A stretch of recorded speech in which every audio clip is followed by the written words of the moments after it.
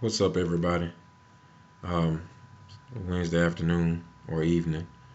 Um, just been a little, not necessarily down, but concerned about uh, things I've been watching, seeing, and hearing about uh, through social media, word of mouth, etc.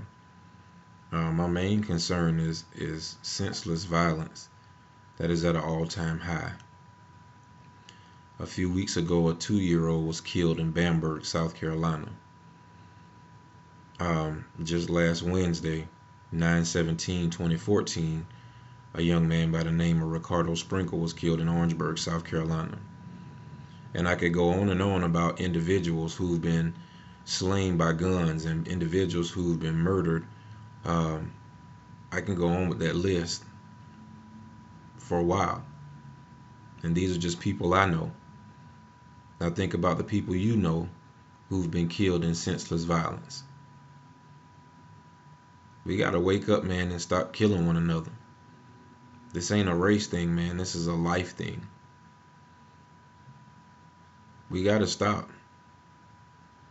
And the sad part about it is we only stand up for nonviolence when the media tells us to stand up for nonviolence. The media said it was cold and wrong when Trayvon Martin was killed, and it was. But there have been a ton of murders across the country since then. Did we do a Stop the Violence march on that? Think about it. Mike Brown was killed.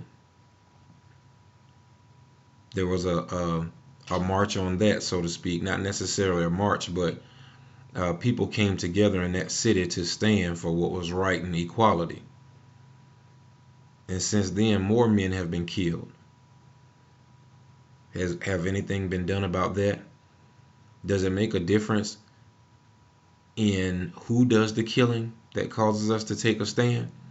Or are we going to take a stand, period? Because killing and senseless violence is dead wrong.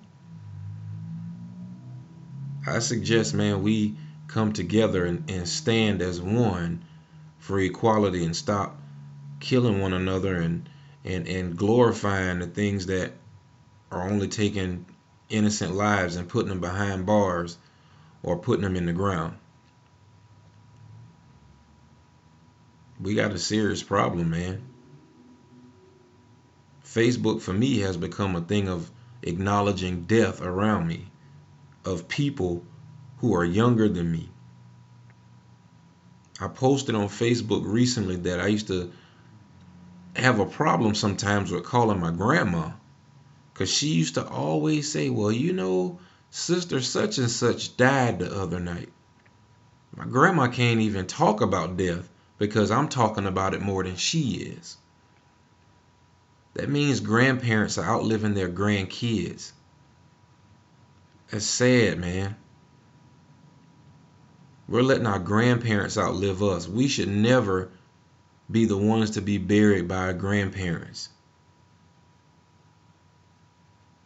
What's wrong with us as a country? What's wrong with this world that we give it a okay to kill in our own neighborhoods, but no one else can come in and kill in our neighborhoods? How foolish are we? Can we expect people not to come in our neighborhoods and kill if we're in there already doing the killing? Do they really need to come kill in our neighborhoods? Maybe not, because we're doing a good job of killing ourselves. And again, this is not a color thing. This is a life thing. All I can say is we can choose life or death. We can choose to stand for something or die for everything. And the way it looks, we're choosing to die for everything. We're standing for nothing. It shouldn't take Jesse Jackson, Al Sharpton, and channel such and such news to show up for us to want to do something about senseless crime in our neighborhood. When I was a kid, Crime Watch was the thing to do for elderly people and for our parents or whatnot to make sure that the neighborhood was safe. Now, if there's a crime watch, you're considered a snitch, and it's not cool. That's kind of a mixed message, ain't it? You keep the killer in the neighborhood quiet, but you want to publicize the killing of an individual when the police do it. Shouldn't you want to publicize killing, period, to show people that it's senseless? What's wrong with the mentality of people? I can't figure it out. Something has to be done. Something has to be done. When we can stand up as individuals and flood social media about an ALS challenge, ice water bucket challenge, and you can't get rid of it because it's so popular. Setting yourself on fire challenge, popular. Stop the violence, silence. No one is talking about it. No one cares. And if they do care, they don't say anything. In the most popular statement, I'm only one person. Dr. King was only one person. But before said and done, the masses were following him. The masses were listening to him. One voice is all it takes to start a movement. I refuse to sit back and let this type of action continue to take place and I not say anything. Again, question yourself, what's more important? Being loyal to the homies and making sure your neighborhood stay infested with killing, drug dealing, and destruction? Or making sure that your neighborhood is safe so when your child, not mine, but when your child go outside in your neighborhood, that they can play without being hit with a stray bullet.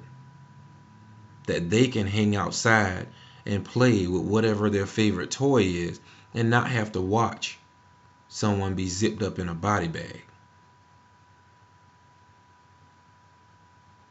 What do you want for your kids? What do you want your kids to see? What do you want your kids to be a part of? Do you want them to have? Or does it matter because all you live for is yourself? In closing, all I can say is, and all I can encourage each individual to do, is be responsible for yourself and your own personal actions. If I sound like I'm being quote unquote what's known as a snitch or trying to act like I'll snitch on somebody, then so shall it be. But again, I hear people say too often, I don't live for myself anymore, I live for my kids. You make that statement, but then you co-sign all the killing in your neighborhood. Make a difference. Stop the violence and give our kids a chance to live a decent life. We set the tone for what they become a part of and what they witness and what they grow up to do. Have a good day.